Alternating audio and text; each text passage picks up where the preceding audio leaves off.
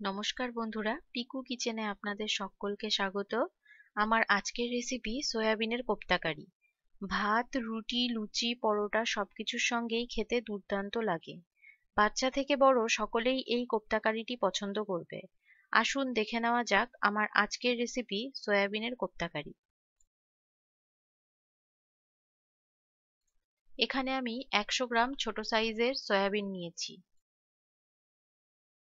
এবার ঈষদুষ্ণ গরম জল দিয়ে সয়াবিনগুলোকে আমি আধ ঘন্টার জন্য ভিজিয়ে রাখবো।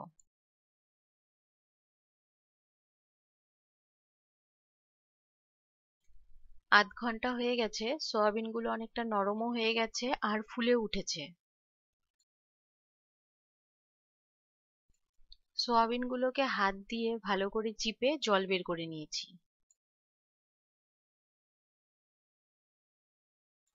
এখন একটা মিক্সিং জারের মধ্যে সয়াবিনগুলোকে দিয়ে সয়াবিনগুলোকে আমি ভালো করে পিষে নেব।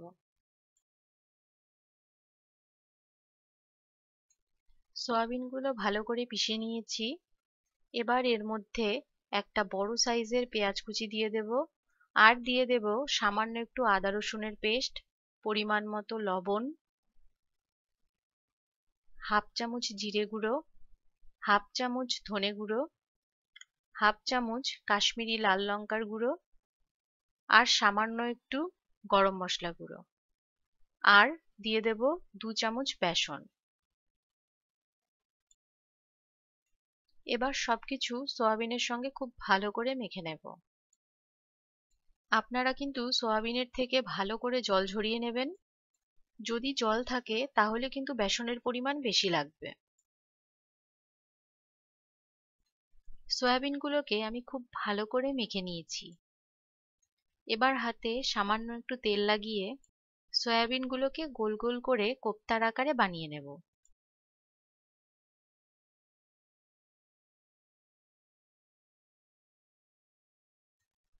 সব সয়াবিনগুলোকে কোপ্তার আকারে বানিয়ে নিয়েছি। এখানে কড়াইয়ে সাদা তেল দিয়ে দিয়েছি। তেল গরম হয়ে গেছে। এবারে তেলের মধ্যে সব কোপ্তাগুলো একে একে দিয়ে দিচ্ছি।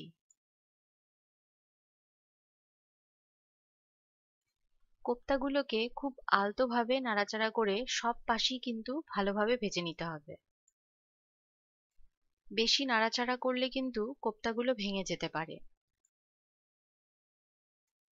কোপ্তাগুলো ভালো করে ভাজা হয়ে গেছে।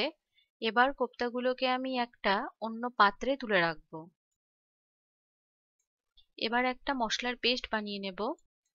এর জন্য মিক্সিং জারের মধ্যে টুকরো করে কেটে রাখা পেঁয়াজ, টুকরো করে কেটে রাখা টমেটো, 4-5 কোয়া রসুন, 3-4টে কাঁচা লঙ্কা আর কয়েকটা গোটা গরম মশলা দিয়ে দেব। এখানে মশলাগুলোকে আমি ভালো করে বেটে নিয়েছি। ওই একই তেলের মধ্যে আমি হাফ টিস্পুন গোটা জিরে ফোড়ন দিয়ে দেব। ফোড়নটা ভালো করে ভাজা হয়ে গেছে। এবার এর মধ্যে মশলার পেস্টটা দিয়ে দেব। আর দিয়ে দেব পরিমাণ মতো লবণ, হাফ টিস্পুন হলুদ গুঁড়ো, হাফ টিস্পুন জিরে গুঁড়ো, হাফ টিস্পুন ধনে গুঁড়ো, হাফ টিস্পুন কাশ্মীরি লাল লঙ্কার গুঁড়ো, আর সামান্য একটু গরম মশলা গুঁড়ো। এই সবকিছুকে দিয়ে আমি মশলার সঙ্গে খুব ভালো করে কষিয়ে নেব।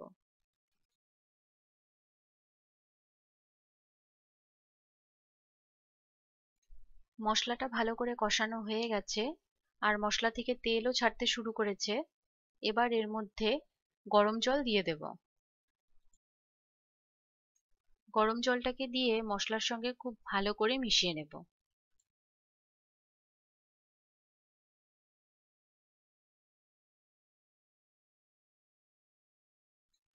গ্রেভিটা ভালো করে ফুটে উঠেছে।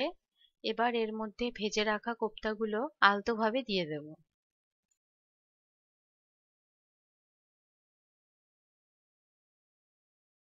এবার কোপ্তাগুলোকে মিডিয়াম ফ্লেমে 5 মিনিটের জন্য হতে দেব। কোফতা কারি অলমোস্ট রেডি। এবার এর মধ্যে একটু ধনেপাতা কুচি দিয়ে দেব। আশা করছি আপনাদের ভালো লেগেছে রেসিপিটা। ভালো লাগলে আমাকে অবশ্যই কমেন্টসে জানাবেন। আর লাইক, শেয়ার ও সাবস্ক্রাইব করার অনুরোধ রইল।